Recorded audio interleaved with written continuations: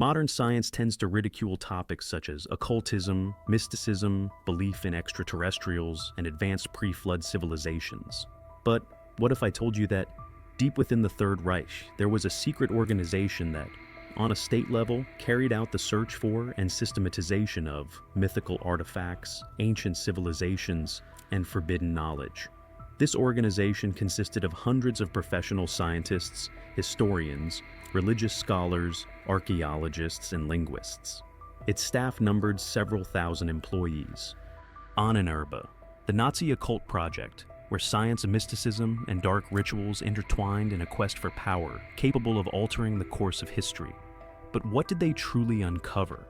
And why do these secrets continue to intrigue researchers to this day? Today we delve into the dark mysteries of Ahnenerbe, where every page of history is a step into the unknown.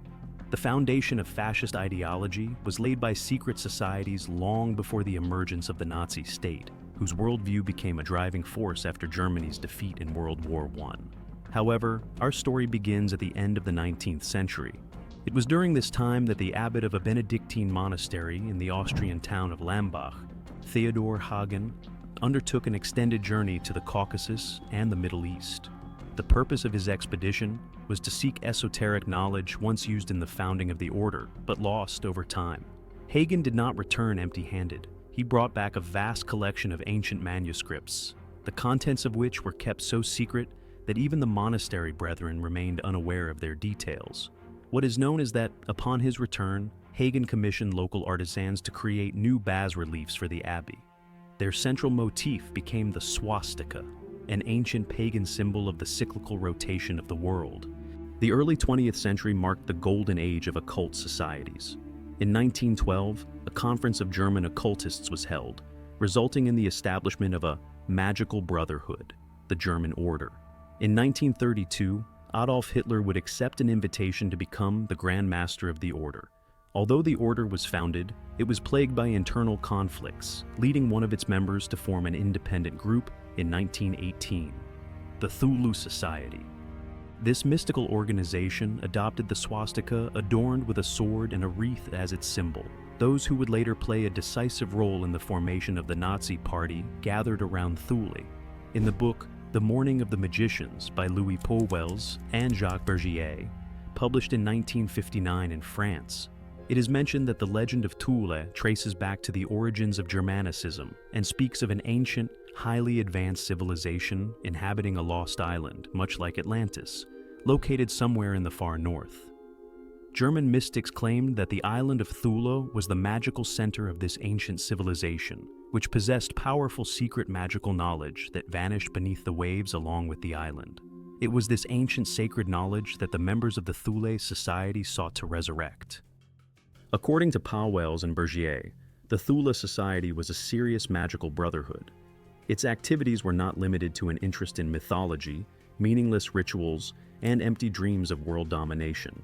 The members were taught the art of magic and the development of potential abilities, including the skill of controlling an invisible, all-encompassing force known as Vril by English occultist Edward Bulwer-Lytton, and as Kundalini by Hindus.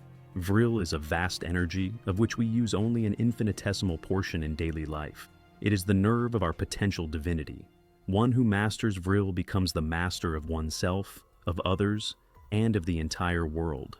And perhaps most importantly, the members were taught techniques for communicating with so-called hidden masters, or unknown superhumans, who invisibly guide all events on our planet. Moreover, the activities of the Thule Society were not confined solely to magical rituals. Its members actively participated in the political life of the country. In this way, the order influenced politics, and, as would become evident later, this influence was considerable. The ideological foundation of Ahnenerbe was laid by Herman Wirth, a Dutch-German archaeologist and mystic who studied ancient symbols, languages, and religions. In 1928, he published his work, The Origin of Humanity. According to his theory, the origins of humanity could be traced to two proto-races, the Nordic, spiritual race of the north, and the Gondwanan race of the south, driven by base instincts. Representatives of these races, Wirth argued, were scattered among various modern peoples. In 1933, Wirth organized a historical exhibition in Munich titled Ahnenerbe, which translates to ancestral heritage. The exhibition showcased numerous artifacts collected from various parts of the world: the Alps, Palestine, the Caves of Labrador, and more. Some of the Runic and Proto-Runic manuscripts presented at the exhibition were estimated by Wirth to be 12,000 years old. The exhibition was visited by none other than Heinrich Himmler, a fervent proponent of racial theory. He was deeply impressed by the artifacts, which, in his view, perfectly demonstrated the superiority of the Nordic race. By this time, Himmler was already Hitler's right-hand man and head of the SS, a structure that had evolved from small party security detachments into a powerful state organization. Various secret mystical orders existed, but they lacked unity and state support. Knowledge was scattered, and the search for new discoveries required significant funding. The need arose for a new state-backed organization to address these challenges. As a result, on July 10, 1935, Ahnenerbe was officially founded at the initiative of SS Reichsführer Heinrich Himmler, SS Gruppenführer and racial theorist Richard Walter Duré, and Herman Wirth, a researcher of ancient Germanic history. The headquarters was located in the town of Weichenfeld in Bavaria. The initial tasks of Ahnenerbe were focused on researching ancient Germanic prehistory. Between 1937 and 1939, Ahnenerbe became integrated into the SS, and its leaders joined Himmler's personal staff. By 1939, the organization had grown to include 50 research institutes under the direction of Professor Wüst, a specialist in ancient sacred texts. According to some accounts, the funds allocated by the Nazi state to the research conducted by Ahnenerbe were staggering, exceeding even the amount the United States spent on developing the first atomic bomb. Louis Pauwels and Jacques Bergier, in their book, write about the activities of Ahnenerbe. Spanned a vast domain from scientific activity in the proper sense to the study of occult practices, from the vivisection of prisoners to espionage on secret societies. Negotiations were conducted with Otto Skorzeny about organizing an expedition aimed at seizing the Holy Grail, and Himmler established a special division, an intelligence service dealing with the realm of the supernatural. The range of issues tackled by Ahnenerbe is mind-boggling. To illustrate the scale of their operations, the portion of Ahnenerbe's archival materials taken to the USSR in 1945 alone filled 45 train cars. Most of these archives remain classified to this day. Some were hidden far from civilization in remote areas, such as Chukotka, in the top-secret Soviet settlement of Gudim. Beneath this settlement, in 1958, Nikita Khrushchev ordered the construction of the underground military complex Ahnenerbe. Among other activities, Soviet scientists conducted genetic research and experiments there, similar to what the Germans had done, though starting almost from scratch. Responsibility for such research originally lay with one of the many institutes within Ahnenerbe. The scope of Ahnenerbe's activities was so vast, and the volume of its archival documents so immense, that to systematize them alone would require establishing a dedicated research institute. Therefore, within this article, we will focus only on the most intriguing aspects of this mystical organization's work. In their research, Ahnenerbe made extensive use of psychics, clairvoyants, and mediums. It is worth noting that this methodology was not entirely novel. Germany had previously employed psychics, for example, in intelligence operations during World War I. In their quest for knowledge, which the scientists of Ahnenerbe viewed as a weapon once, transformed through the lens of science, the organization organized numerous expeditions to some of the most inaccessible corners of the world: Antarctica, Tibet, South America, and beyond.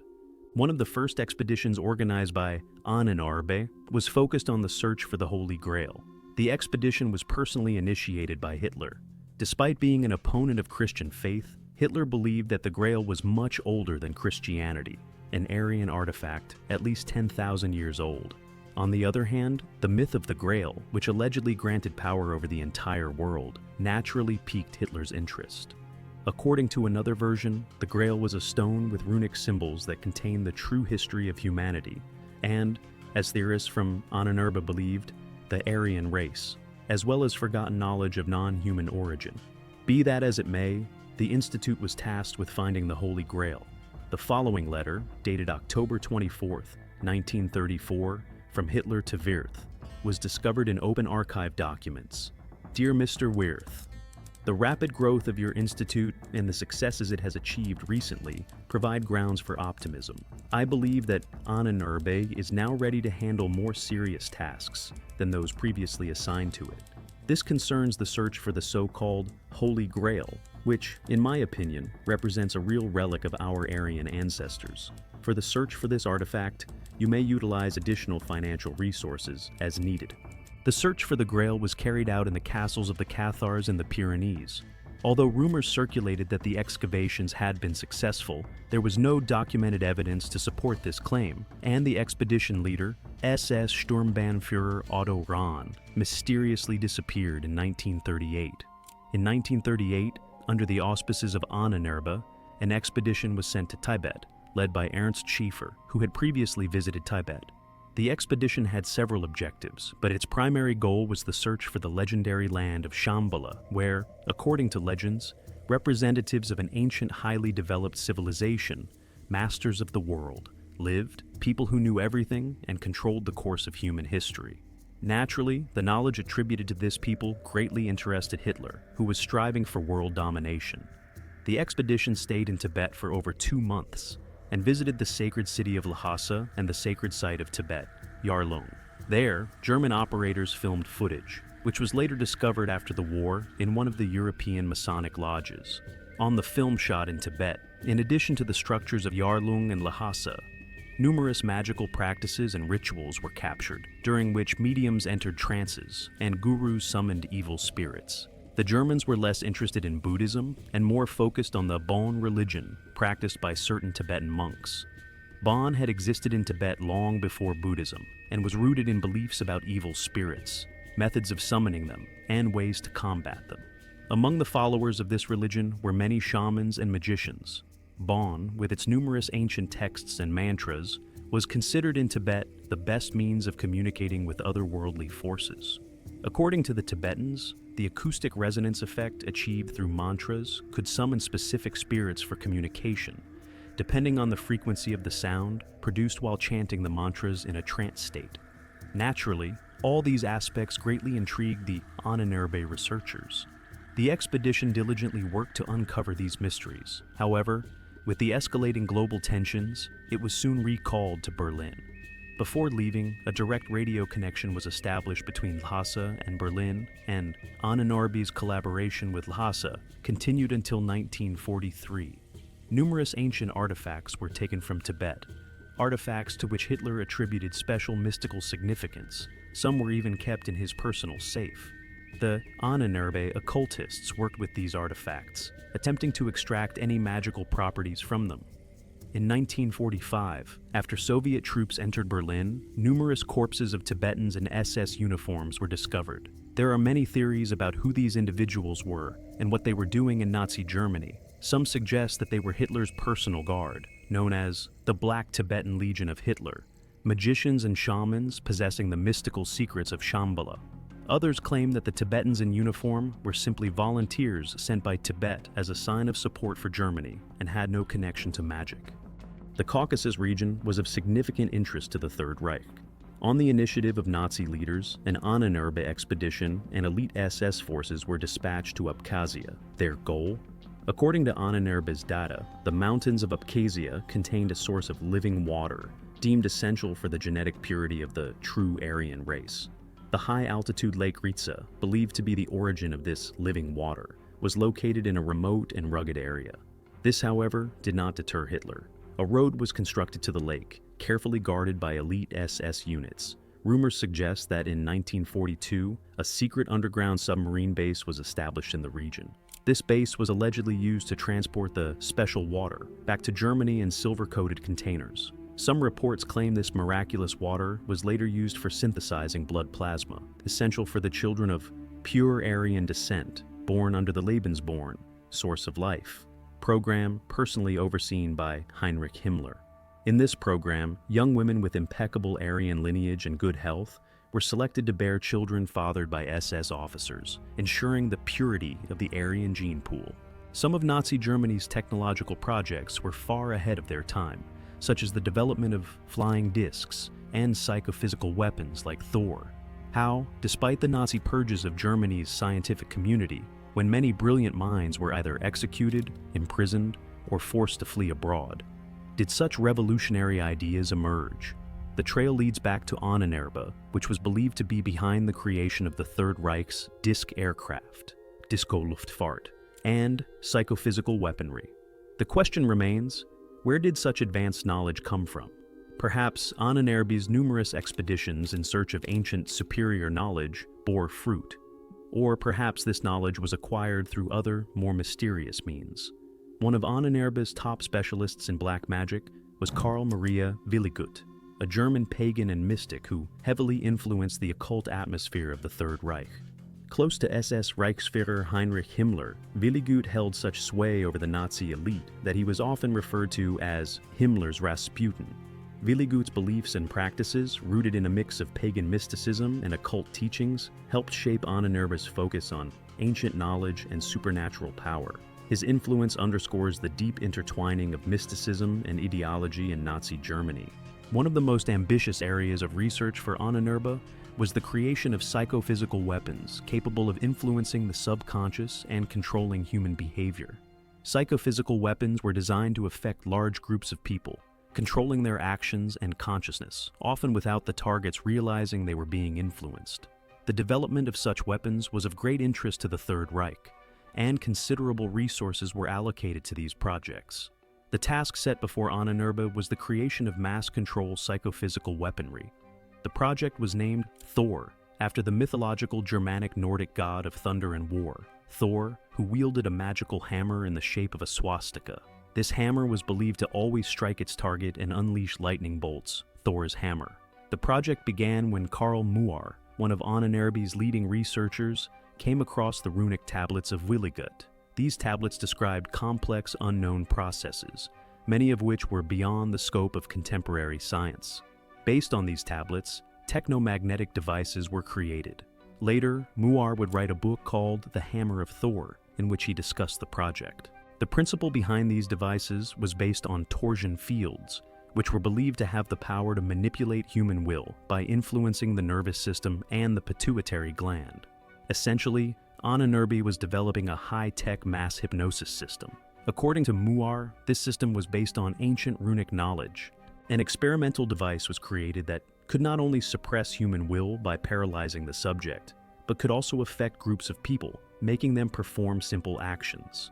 However, the project was never completed. There was simply not enough time. The specialists involved in the project claimed that it would take about 10 years to perfect the experimental model and create a fully functioning telepathic weapon. A year later, Allied forces entered Germany and seized part of the research. According to some reports, the experimental psychophysical device developed under Project Thor, along with some of the Ahnenerbe researchers, were captured by the Americans, while the Soviets obtained parts, if not all, of the documentation.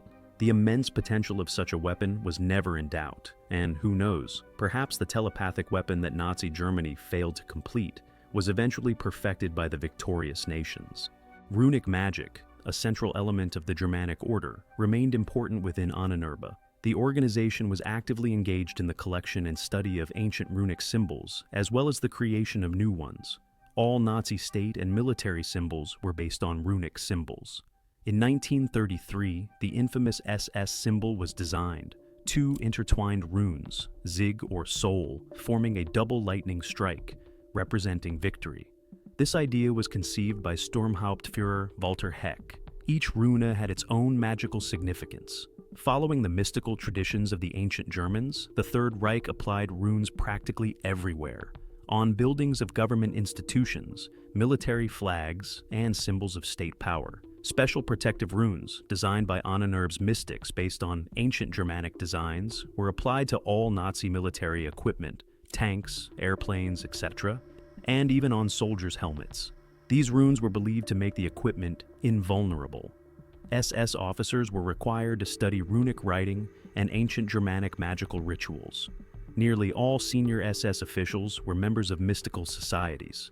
Mysticism and runic magic were elevated to the status of cults and religion in the Third Reich, with Ahnenerbe serving as the primary temple and embodiment of this new religion. The war ended in 1945, and the subsequent Nuremberg trials exposed the unimaginable cruelties of the Nazi regime. Only a small portion of the materials related to Ahnenerbe was declassified. Many of the black magicians from Ahnenerbe, scientists and doctor killers who had swapped white coats for SS uniforms, began new lives in South America. But some continued their work in the United States, still pursuing their projects. In this video, I've shared only a fraction of what the Nazis worked on. Like, subscribe to the channel and stay tuned for further parts.